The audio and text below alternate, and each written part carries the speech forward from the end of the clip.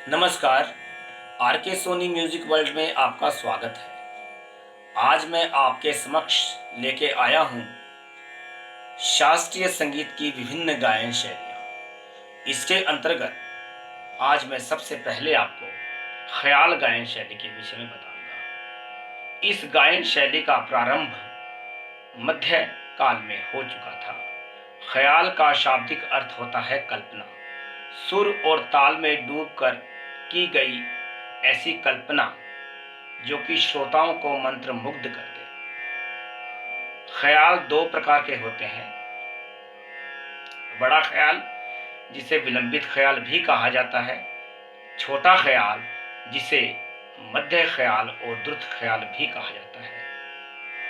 पहले हम बड़े ख्याल के विषय में कुछ जानेंगे। बड़े ख्याल का आविष्कार सुल्तान हुसैन सर्की ने किया था। इसमें शब्द कम होते हैं और स्वर ज्यादा होते हैं। इसमें सुरों पर ज्यादा जोर दिया जाता है, अर्थात कम शब्दों में स्वर अधिक लगाकर उन्हें और ज्यादा भावपूर्ण बनाने की कोशिश की जाती है। इसमें आलापचारी अधिक होती है और इसको गाने में और सुनने में सुकून मिलता है। इसकी बंदिश गाने से पहले राग में कुछ आलाप किया जाता है और उसके बाद इसकी बंदिश शुरू की जाती है। बंदिश की स्थाई के आलाप किए जाते हैं और राग के चलन के अनुसार तार सा पर पहुंचने के बाद इसका अंतरा शुरू किया जाता है। अंतरे में कुछ आलाप करके फिर स्थाई में आया जाता है और स्थाई में ताने गाकर छोटा ख्याल प्रारंभ किया जाता है। बड़े ख्याल तीन ताल, तिलवाड़ा ताल, झुमरा ताल, झप ताल, रूपक ताल इत्यादि में गाए जाते हैं। छोटा ख्याल, छोटे ख्याल का आविष्कार अमीर खुसरो ने किया है। ये बड़े ख्याल की अपेक्षा अधिक रुचिकर होता है क्योंकि इसकी लय तेज होती है।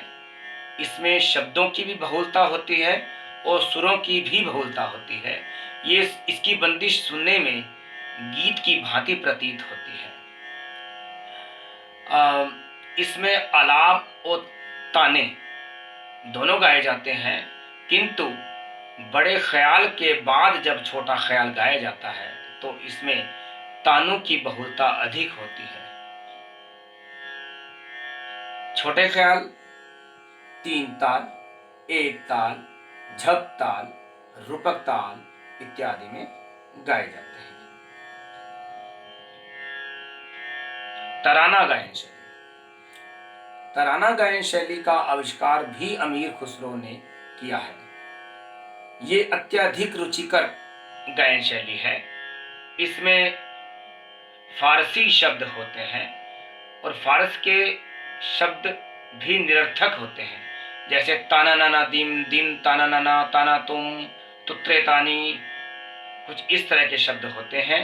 इन्हीं शब्दों को स्वरबद्ध करके बंदिश बनाई जाती है।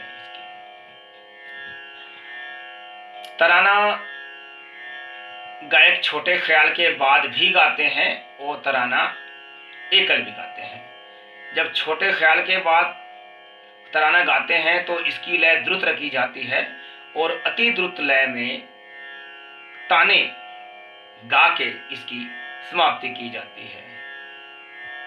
इसको श्रोताओं को सुनने में बड़ा मजा आता है।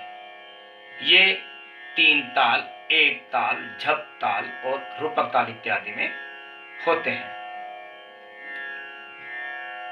स्वर मालिका, स्वर मालिका नाम से प्रतीत हो जाता है कि स्वरों का एक समूह, स्वरों की माला।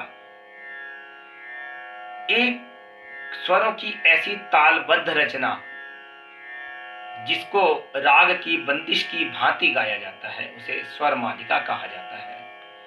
इसमें राग का पूर्ण चलन प्रतीत हो जाता है। ये भी तीन ताल, एक ताल, झपताल इत्यादि में होती है। लक्षण गीत। लक्षण गीत एक ऐसा गीत होता है, या मैं कहूं कि एक ऐसी गीत नुमा बंदिश होती है जिसमें राग का पूर्ण परिचय होता है। इसमें राग का थाट, जाति, गायन समय, राग में लगने वाले स्वर,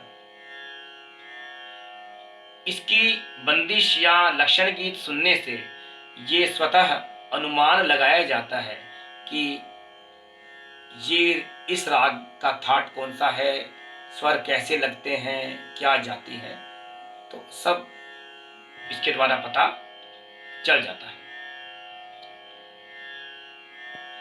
चतुरंग। चतुरंग बड़ी रुचिकर गायन शैली है। चतुरंग मतलब इसमें चार अंग, चतुर अंग, इसमें चार चीजों का समावेश होता है। कविताई, तराना, सरगम और संस्कृत के बोल। इसको भी बंदिश की तरह से गाया जाता है। जब इसकी बंदिश गाते हैं तो इसमें आलाप तान करते हैं। इसी प्रकार एक गायकी होती है त्रिवट। त्रिवट में तीन चीजों का समावेश होता है। संस्कृत के शब्द नहीं होते हैं, अर्थात इसमें कविताई, तो सरगम और तराना।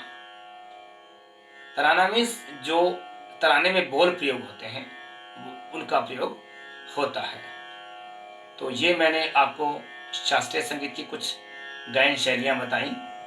तो इनको आप अच्छे से सुनिए, इनको समझिए, इनको याद कीजिए। आज की वीडियो में इतना ही। नमस्कार।